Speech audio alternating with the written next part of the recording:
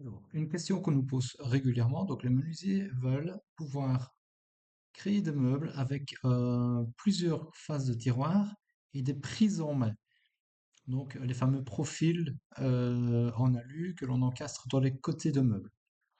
L'idée c'est que ces profils s'encastrent de manière automatique dans les côtés de meubles.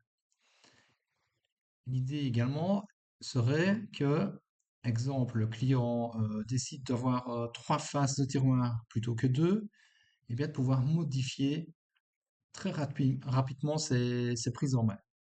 Alors, on va d'abord faire une petite mise en situation. On va d'abord configurer ce meuble-ci, d'abord dans la face.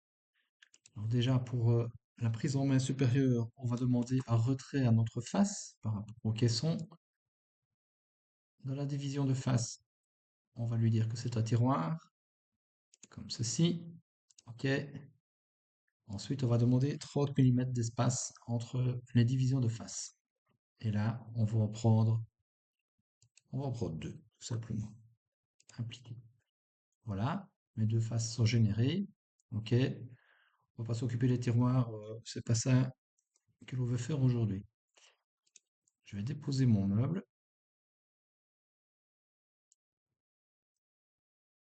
Voilà. Ah, on va juste rentrer dedans. Il me semble qu'il y a un petit truc à l'intérieur. Division intérieure. Hop. Ça, on va enlever. OK.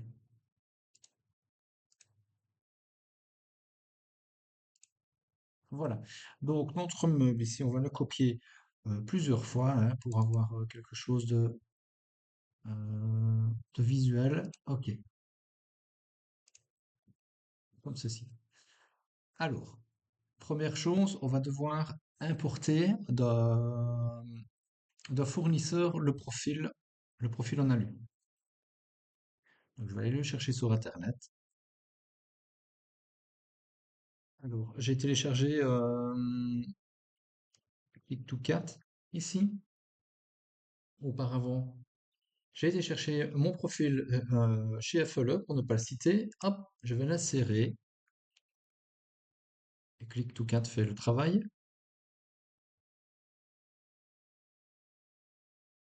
Voilà, ça prend un tout petit peu de temps. Hop, et là, il vient de me déposer mon objet dans ma vue de face. Alors, cet objet, je vais faire un clic droit dessus. Je vais aller dans caractéristiques de l'objet et je vais aller cliquer sur branche ici. On va faire juste disparaître ceci.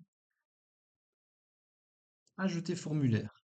Et là, je vais aller cocher joie de bois. OK. Dans cette fenêtre, aucune opération. Je vais aller chercher poche rectangulaire dans la direction de X. Voilà. Et je vais cocher ces deux petites cases ici. Direction positive ou direction négative. Je vais aller également dans côté de pénétration et on va côté intérieur. Ça, c'est pour ne pas faire des éclats au machinage. Voilà, je dis OK. Ensuite, je vais récupérer dans cette vue-ci ma poignée, enfin ma prise en main. Je vais la prendre bien au milieu, comme ceci. Alors, j'ai un petit peu de manip, mais je vais la centrer d'abord par rapport à mes faces. Donc, je vais lui dire deux poids au centre, cet endroit. Voilà. Et ensuite, je vais le récupérer et venir me mettre bien en place contre mon caisson. Alors, on va aller dans la vue de face là maintenant. On va mettre quand même le profil comme il faut. Donc là, je suis bien au bord. On va lui donner une dimension. Touche G, raccourci clavier. Longueur. Hop. D'ici. Ah, touche Alt, comme ça je suis bien droit. Parfait. Voilà. OK. Voilà. Donc mon profil là, il a la bonne dimension. Ensuite, on va se mettre ici dans cette vue. Vous verrez beaucoup mieux ce qui se passe. Je vais aller dans Technique du bois, actualisation des jouets. 8 panneaux ont été actualisés. OK. Et vous voyez, les découpes se sont automatiquement faites. Si je vais par exemple chercher mon côté droit, voilà, ma découpe se retrouve ici. Je vais juste le retourner, ceci, voilà. Maintenant, si je clique sur cette opération, d'abord ici, hop, voilà. Donc c'est bien une opération en façonnage dynamique, une coupure, une découpe. Donc vous auriez pu la faire avec tous ces outils qu'on retrouve ici au-dessus, hein. Mais là, ça s'est fait automatiquement. Donc ça, c'est exportable sur une machine numérique. Aucun problème.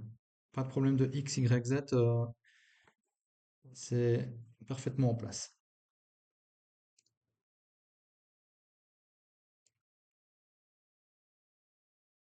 Maintenant, imaginons que le client ne veut plus deux tiroirs, il en veut trois. On va revenir dans ma vue de face. On va reprendre ce caisson-ci. Alors, évidemment, il y a quelques petites modifications forcément à faire dans le projet. On va commencer par les faces. Là, je vais lui dire simplement 3 ici. Voilà, comme ça, c'est encore plus simple. Hop, on va plus vite. Voilà. OK. OK. Alors, forcément, ben là, il faut le faire pour les 4 meubles. Moi, je vais faire plus simple, hein. Je vais les déliter et le copier à nouveau comme je l'ai fait la dernière fois. C'est beaucoup plus facile. Voilà. Donc, évidemment, notre prise en main ici n'est plus au bon endroit. Donc, je vais simplement la déplacer. Voilà, je la prends ici au centre. Deux points au centre. On va commencer par le haut, par exemple. Hop, voilà. Là, il est en place. Maintenant, je vais aller sur... Je clique dans le vide. Je n'ai plus rien à sélectionner. Je vais aller actualiser. Oui, actualiser. Je dis OK. Si je redescends, l'entaille qui se trouvait à cet endroit a disparu et elle est apparue ici au bon endroit. Je vais copier une fois ma poignée vers le bas. OK, je vais la déplacer. Pareil, je vais la reprendre bien ici au milieu. Tiens, il ne veut pas. OK, c'est pas grave. Je vais la prendre à cet endroit alors. Non, je vais la prendre autrement. Touche V, raccourci clavier pour faire voyager ma poignée. Je vais aller chercher deux points au centre. Hop, là ma poignée est là, mais en réalité elle est toujours au bout de ma souris. Je vais venir cliquer entre mes deux faces, deux points au centre, parfait. Touche V, voyager, je récupère ma poignée que je fais glisser jusque contre le caisson. Voilà, je clique dans le vide, je n'ai plus rien qu'à sélectionner et je vais à nouveau sur actualisation des jouets. Oui, ok. Et là, toutes mes entailles sont faites. Pour la poignée du dessus, là, c'est différent. Donc, je vais à nouveau télécharger un profil en alu. Je vais juste revenir ici dans ma vue de face. Voilà. Alors, je vais aller chercher, toujours chez FLE, cette fameuse poignée en alu. Je reviens vers vous. Voilà, j'ai été le chercher sur le site FLE. Hop, je clique sur insérer. Voilà, clic to CAD fait à nouveau son travail.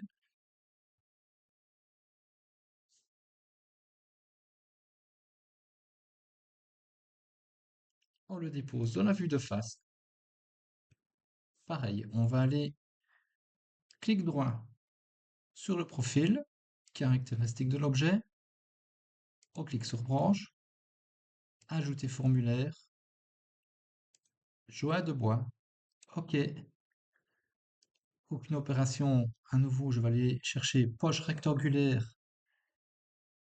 dans la direction de X, direction positive et direction négative, et je vais aller chercher le côté de pénétration, côté intérieur.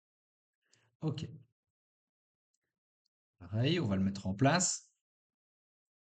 Je vais le faire dans la vue de latérale, pardon. Alors, touche V, je vais le chercher ici au-dessus. Voilà, et je vais le faire glisser jusque contre le caisson. Touche Alt pour être bien sûr que je suis à l'horizontale. Voilà, vue de face. Là, on va lui donner la même longueur. Je le sélectionne. Touche G pour les grandeurs. Hop, je vais aller chercher mon outil de mesure pour le mesurer dans ma vue de face, comme ceci. Ok, voilà. Encore une fois, là, je vais aller toujours dans technique du bois, actualisation des joints. Je vais faire cette vue-ci en plus grand. Vous allez voir qu'il y a une petite différence cette fois-ci. Alors, actualisation des joints. Ah oui, ici, 0 panneaux ont été actualisés. Pourquoi? Parce que j'ai toujours ma poignée qui est sélectionnée. Donc, je vais cliquer dans le vide, actualisation des joints, oui, actualiser. Et oui, normalement, il devrait avoir plus, il devrait en avoir 12 avec les hauts. Si je fais OK, vous voyez, il a actualisé dans les côtés, mais il n'a pas actualisé le haut du caisson. Maintenant, vous avez une possibilité. Donc, je vais revenir dans la vue de face. Touche I pour entrer dans l'intelligence du caisson. Eh bien, on va simplement sur débordement ici.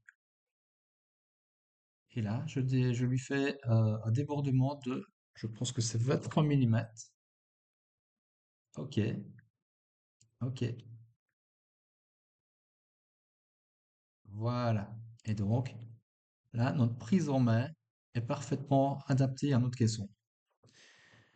Alors, évidemment, quand on crée un projet, on sait ce qu'on va dessiner, donc on peut anticiper ce genre de détails, sachant que la poignée ici ne reprendra pas la matière nécessaire dans le haut du meuble. Donc, au moment où vous fabriquez ou vous concevez votre caisson, vous donnez d'office du retrait à à ce fameux haut du caisson.